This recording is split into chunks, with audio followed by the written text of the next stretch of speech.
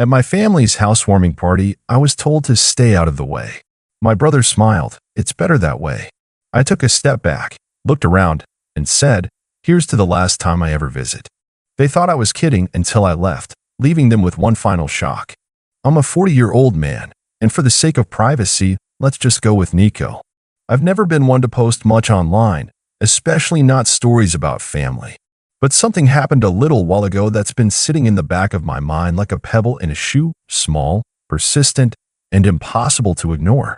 I've been thinking about it almost daily, and writing it out seemed like the only way to finally take a deep breath and let it go. Now, I'm not here to get sympathy or start some kind of pity party.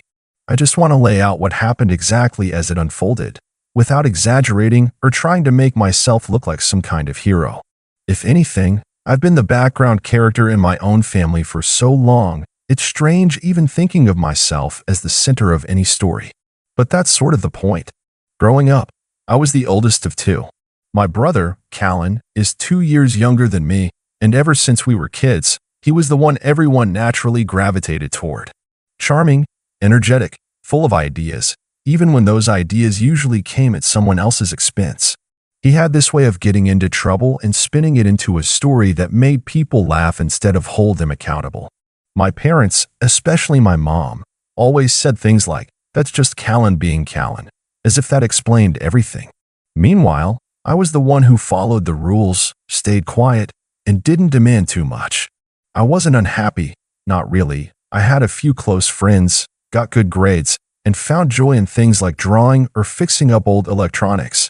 But it didn't take long to realize that if I wanted attention in our family, I had to either mess up big or show up for Callan. And I wasn't the messing up type. By the time we reached our 20s, our paths had completely split. I went to college out of state, worked part-time jobs to cover rent and tuition, and eventually built a small design studio that I now run with a few close friends. It's not flashy work, but it's mine. I met Matteo, my partner, about 6 years ago, and we've built a quiet, steady life together, something that still feels rare in this world. Callan, on the other hand, bounced around. He tried his hand at a dozen different ventures, real estate, tech startups, something with event planning, and each time, our parents cheered him on like he was the next great innovator. Never mind that most of his projects fizzled out or that my dad had to bail him out more than once. To them, Callan was a risk-taker, a go-getter, someone who deserved support, no matter the outcome. I can't tell you how many times I showed up to a family dinner only to be met with, "You'll never guess what Callan's up to now," as if I hadn't just finished working a 12-hour day keeping my business afloat. At some point, I stopped offering updates about my life. They didn't ask, and I figured, why force it? And then came the house. About 4 months ago, Callan and his wife Bria bought what they described as their forever home. It was in a newer development just outside the city, big lots, smooth sidewalks, and those meticulously trimmed bushes that all somehow looked the same. Bria made sure to send a video tour in the family group chat. She walked us through every room, pointing out marble countertops, high ceilings, and a backyard that just needed a little landscaping.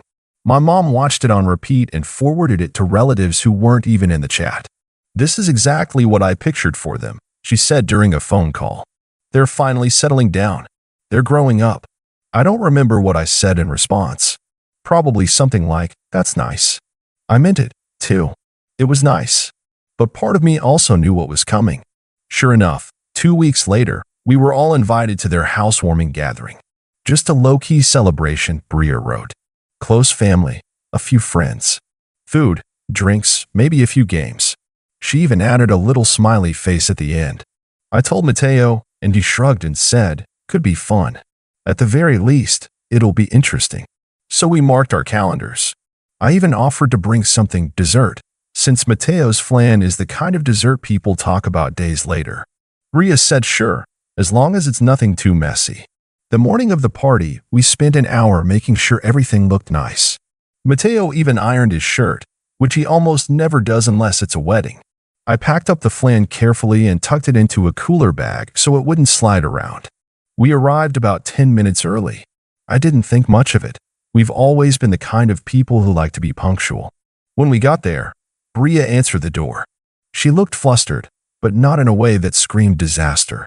more like someone who had been preparing for guests all day and was still mentally arranging pillows in her head. "Oh," she said, blinking at us. "You're early." I smiled. "Just a bit. Thought we could help set up."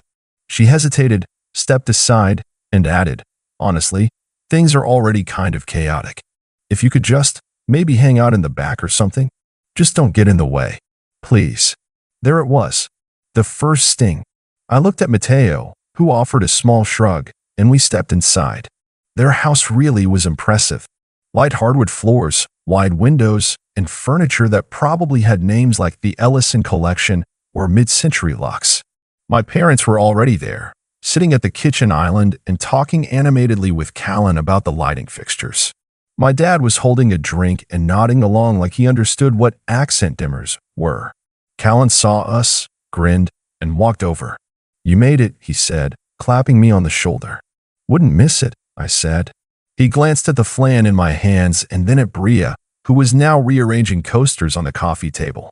"Just set that in the kitchen. Try not to let it melt." Mateo and I made our way to the backyard, where a few folding chairs had been set up around a patio table. It wasn't uncomfortable, but it was clear we were meant to be out of the way. "You weren't kidding about low-key," Mateo said under his breath. "It's like we showed up during rehearsal." I chuckled, trying not to let it bug me.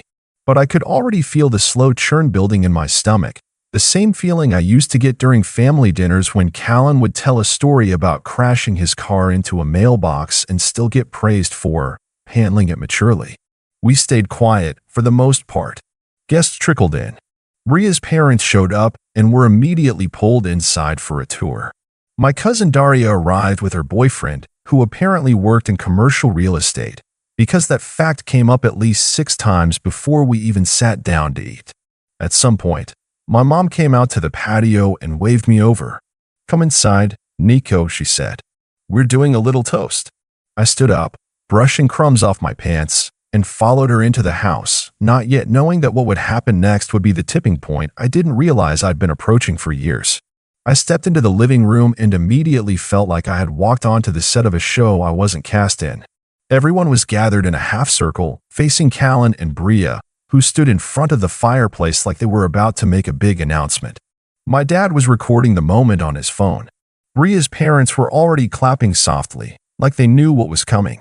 There was a small table set up nearby, with sparkling apple cider in tall glasses and one of those little tiered trays with cookies and cheese cubes. It looked like something out of a magazine, not too fancy, but carefully curated. I recognized Bria's style all over it. "Nico," my mom whispered, gesturing toward a spot near the back of the room, closer to the hallway. "There's space over there." Mateo and I walked over and stood just behind a tall potted plant, barely in view. I couldn't help but glance back at the door we had come through. Part of me already wanted to walk back out of it. Callan cleared his throat and raised his glass. "Thanks, everyone, for coming. Seriously, it means a lot. This house was a huge leap for us, but we finally found a place that feels like home. And having all of you here to celebrate that makes it even better." Polite clapping followed.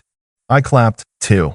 He went on, thanking specific people: Bria's parents for helping with paperwork, his friend Troy for recommending a mortgage broker, and even Daria's boyfriend for putting in a good word with the landscaper.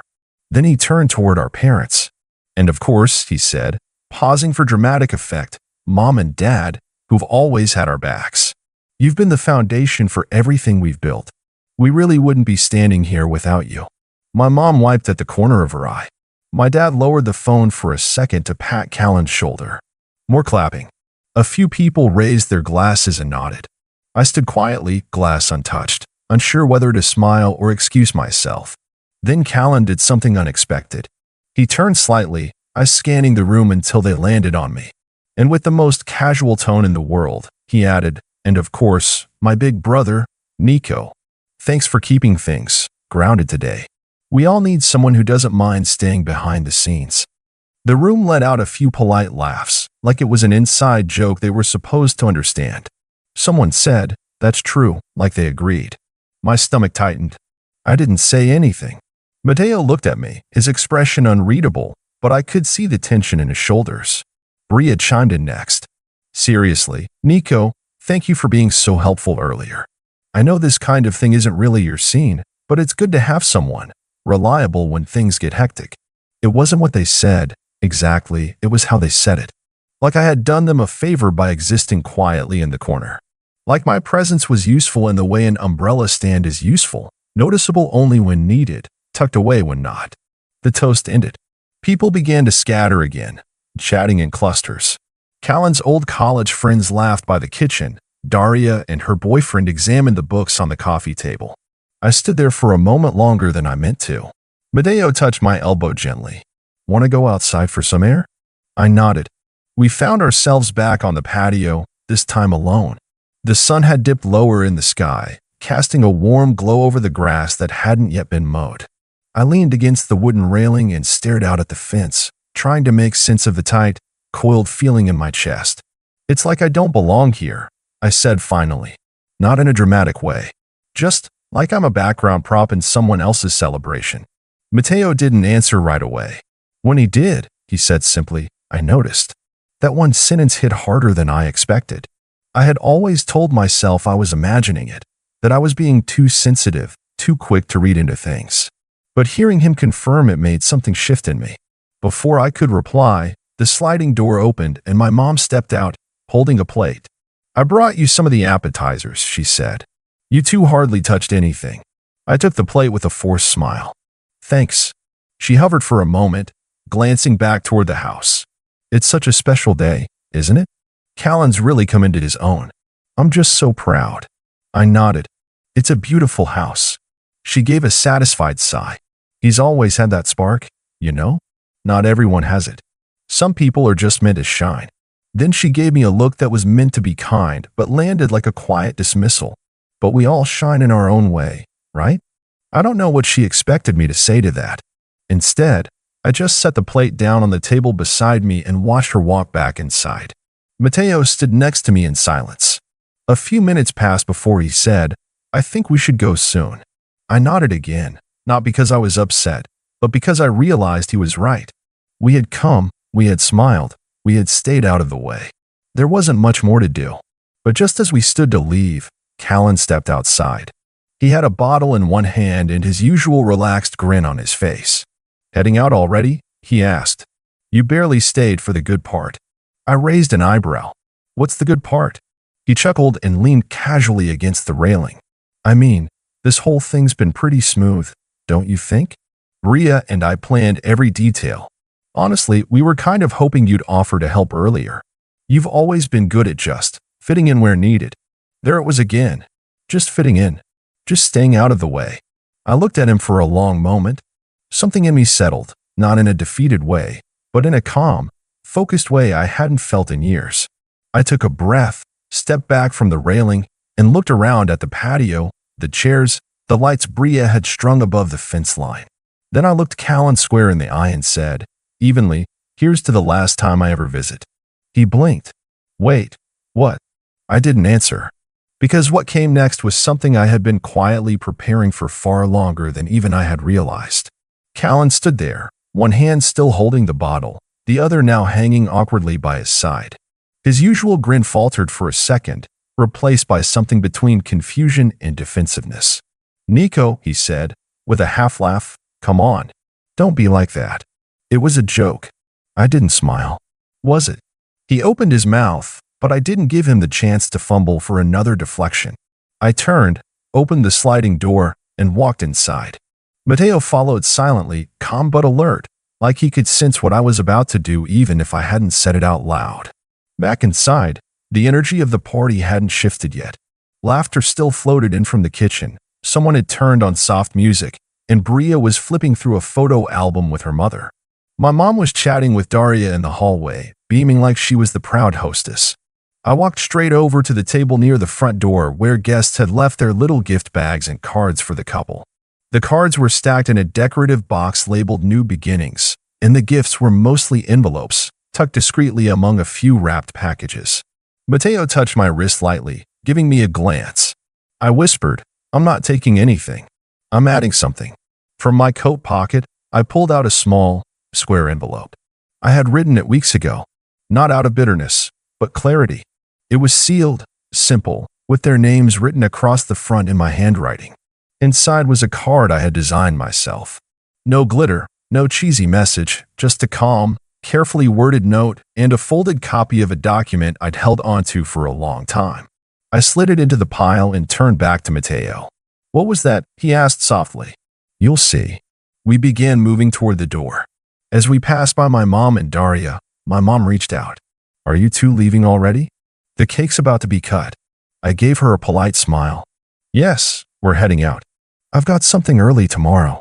She looked disappointed, but not surprised. "Well, thanks for coming," Daria chimed in, tilting her head. "It was nice seeing you, Nico. Hope things are going okay." I just nodded. "They are, actually." We stepped out onto the front porch. I paused before going down the steps, taking one last look at the house. It was undeniably beautiful, tall windows, clean lines, a big porch made for family photos and quiet mornings. It looked exactly like the kind of life my parents always wanted one of us to have. And Callan had become the perfect fit for that picture. But they had forgotten something. I had never wanted to be part of their picture. I had built something of my own. Mateo and I got into the car, and for a few minutes, neither of us spoke. The silence wasn't heavy, it was full of knowing. "I take it they don't know?" he asked finally. "No," I said, leaning back in the seat. "Not yet." "You think he'll actually read it?" "He will. Maybe not tonight, but eventually. And when he does, things are going to feel different." The envelope contained more than a letter. It held the finalized paperwork for something they had forgotten I owned, something Callan had let slip from his mind years ago. Back when he was in college, he had been in a rush to find housing off campus. Our dad co-signed the lease, but the deposit and the first year's rent had come from me. I had just landed a decent freelance contract and had more savings than he did at the time. He promised to pay me back. He never did. And when I asked about it 2 years later, quietly, not confrontational, he shrugged and said, "Oh, I thought we were past that." Our parents agreed. "It's just money," they had said, "and you were doing fine." What they didn't know was that the apartment complex went through ownership changes later on. When it was sold and converted into individual units for purchase, I had the chance to buy in. I did. Not because I needed a place to live, but because I had the opportunity. The unit had been rented out since then. Callan had no idea. Until now. Inside that envelope was proof of ownership still in my name, along with a very polite, formal notice of intent. The current tenant's lease was up next month, and I would not be renewing it. I had plans for that space. Not revenge in the loud, flashy sense. Just a gentle, undeniable reminder I hadn't been drifting in the background all these years. I hadn't faded. I had been building quietly, watching, waiting, choosing my moment. Callan would realize soon enough that the apartment he once took for granted, the one he bragged about finding on his own, the one he credited for helping him grow up, had never really belonged to him at all. And neither had the narrative he built around us. A few days later, I received a message from Callan. It came in the middle of the afternoon, as I was in the middle of a call with a client. At first, I didn't want to interrupt the flow of work, but when I saw his name, I felt a knot form in my stomach. I stepped out onto the balcony to read it in peace. "Nico, we need to talk." That was it. No explanation, no follow-up. Just those 4 words. I could feel my pulse quicken. The message didn't sound angry or accusatory, just flat. Maybe even a little defeated. It made me realize he had already seen the card. I took a breath and replied simply, "Sure." When, a few minutes later, he responded with, "Tonight. My place. 7 p.m. I wasn't sure what to expect. The part of me that wanted to stay passive, keep my distance, told me to let it go. Let it play out. But the other part of me, the one that had finally reached its breaking point, knew this moment was inevitable. Whatever conversation we were about to have would define the rest of this family dynamic. When I arrived at Callan and Bria's place, the house was quiet. Bria was out, visiting a friend, so it was just the 2 of us. I stood in the entryway for a moment, unsure of how to act. Callan was sitting on the couch, his feet propped up, but his usual carefree demeanor was gone. Instead, there was a tension in the air, the same kind of tension you feel right before something important is said. "Sit," he said, not unkindly, but with a heaviness in his voice that I hadn't heard before. I sat across from him, my hands folded on my lap. For a moment, we just looked at each other, neither of us speaking. It was uncomfortable. Finally, Callan broke the silence. I know about the apartment. I didn't flinch, though my heart rate picked up. You saw the letter then? He nodded, running a hand through his hair. Yeah. You could have just said something all those years ago. I don't get it. Why didn't you just ask for the money? I asked, I replied calmly. But you made it clear that it wasn't important. And I didn't want to be the one to remind you. I just wanted to be left alone to make my own decisions. Callan shifted uncomfortably. I didn't know you were building something of your own. I always thought you were just happy to watch things happen for me. I couldn't stop the bitterness from creeping into my voice. I wasn't watching you. I was watching me. You were just too busy to notice. His eyes narrowed. That's not fair, Nico. I didn't mean for you to feel like you were left out of everything. It was never intentional. No, I said, shaking my head. It wasn't intentional, but it was always there. You got the applause. You got the recognition. And I was the one in the background, doing the work you never saw. But you know what? It was my choice. I just never realized how little you actually cared until now. There was silence again, but this time it felt like something was shifting. Callan opened his mouth to say something, but paused, clearly searching for the right words. I could tell this wasn't the confrontation he expected. This wasn't about anger or dramatic accusations. It was just the truth. I didn't know, he finally admitted. I didn't know how much I took for granted. I thought I was doing everything right.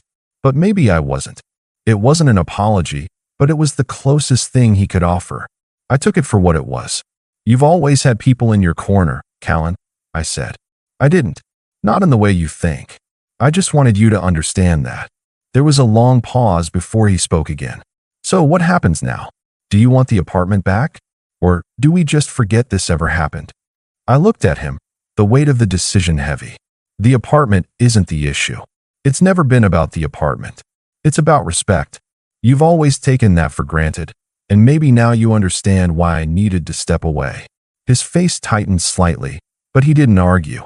He didn't have to. I had said what I needed to say. I'm not going to demand anything from you, Callan, but I'm done being the background player. I don't need to compete for your approval anymore. He nodded slowly. I get it. I'll make sure you're treated like you deserve, Nico. For the first time in a long time, I felt like I could breathe again. We didn't hug or make promises. We just sat there, in the quiet, two people who had been through something messy and painful, but maybe, just maybe, had reached the beginning of something new. I didn't know where it would go from here, but I wasn't going to let it consume me anymore. As I walked out of Callan's house that night, I realized the most powerful thing I had done wasn't taking ownership of the apartment or confronting him in the way I did. It was finally choosing to walk away from the idea that I had to prove myself. The rest was up to him. I got in my car and drove home. The future was still a blur, but it was mine. And for the first time in a long time, I felt a quiet peace settle over me, knowing I was in control of where I went next.